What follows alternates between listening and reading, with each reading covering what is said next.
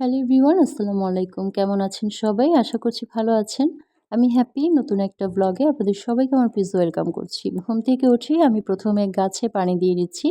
গাছে পানি দেওয়ার কাজটা আগে সেরে নিচ্ছি। কয়েকদিন বৃষ্টি ছিল, ওয়েদারটা একটু ঠান্ডা ছিল। আর এখন আবার সেই আগের অবস্থা মানে গরম কিন্তু সে আগের মতোই রোদ উঠে গিয়েছে আর গরম পড়ে গিয়েছে। তো এখন হচ্ছে কিছু কাপড় রেডি করে রাখলাম। কিছুক্ষণ পরে আমার হেল্পিং হ্যান্ড আসবে। আর এগুলো হচ্ছে ওয়াশ করতে হবে। আর এখন চলে এসেছি কিচেনে ব্রেকফাস্ট রেডি করছি।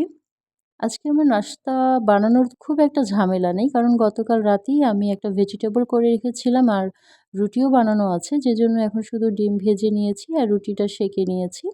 তো ঝামেলা কম হয়েছে।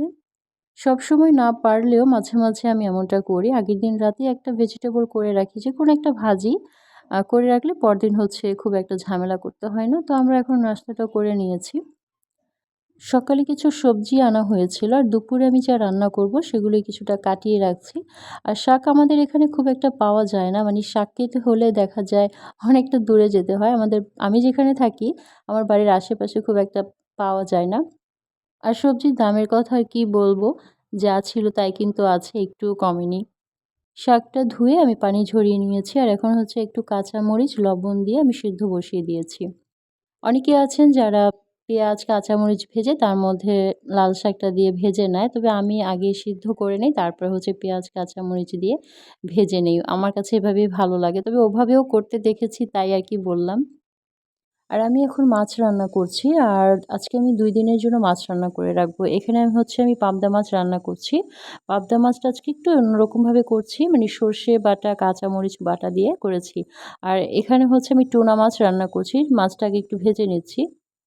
আমি আজকে শুধু ২ দিনের জন্য মাছই রান্না করব। শাক, সবজি বা ডাল, ভাজি এসব তো আর ২ দিনের জন্য করা যায় না বা আমি এখন করতেও পারব না। মাছ ভাজা হয়ে গিয়েছে। এখন এখানে আমি পেঁয়াজ ভেজে নিচ্ছি। তারপরে হচ্ছে এখানে আদা রসুনের পেস্ট দিয়ে দিব। আর হলুদ, মরিচ এগুলো যা, যা দরকার সবকিছুই দিয়ে তারপর হচ্ছে ভালো করে একটু কষিয়ে নিব। আমি সাধারণত প্রতিদিনের রান্না প্রতিদিনই করি। ২ দিনের রান্না একদিনে কখনো করি না। খুব বেশি সময় রান্নাঘরে থাকতে হয় আর খুব বেশি খারাপ লাগে। মানে টায়ার্ড হয়ে যাই বেশি। কিন্তু আজকে কি ভেবে যেন ২ দিনের জন্য মাছ রান্না করে রাখলাম। আর সবজি ভাজিটা ২ দিনের জন্য করিনি, ওটা ১ দিনের জন্যই করেছি।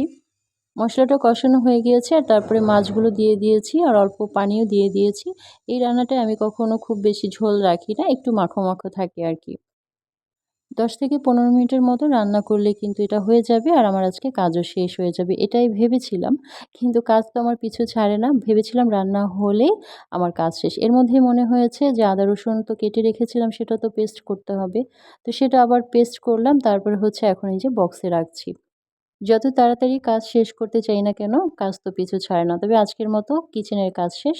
আমি হচ্ছে শাওয়ার নিয়ে এসেছি আর এখন একা একাই খাচ্ছি। বাসায় কেউই নাই, আমি একদমই একা। আর ভিডিওটা এখানেই শেষ করছি। ভালো লাগলে লাইক, কমেন্ট করে আমার পাশে থাকবেন।